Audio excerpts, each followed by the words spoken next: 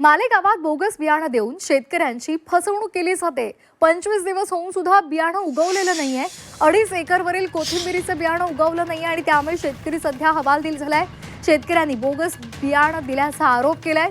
कृषी अधिकाऱ्यांनी सुद्धा दुर्लक्ष केल्याचा आरोप शेतकरी करतायत। नुकसान भरपाई द्या अशी मागणी सध्या हिसवाळ इथले शेतकरी करतायत।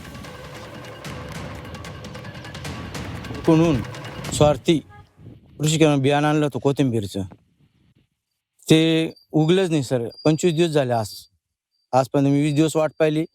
मी प्रत्येक अधिकाऱ्यांना हे देऊन आलेले, काही कारवाई झाली नाही कारवाई काहीच झालेली नाही।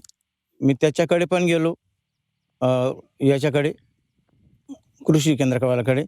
तो म्हणतो तुमच्याने काही होणार नाही माझं, मला अजून तो उलट दम देतो। काय मागणी तुमची? मला माझी भरपाई मिळायला पाहिजे पूर्ण शेतीची।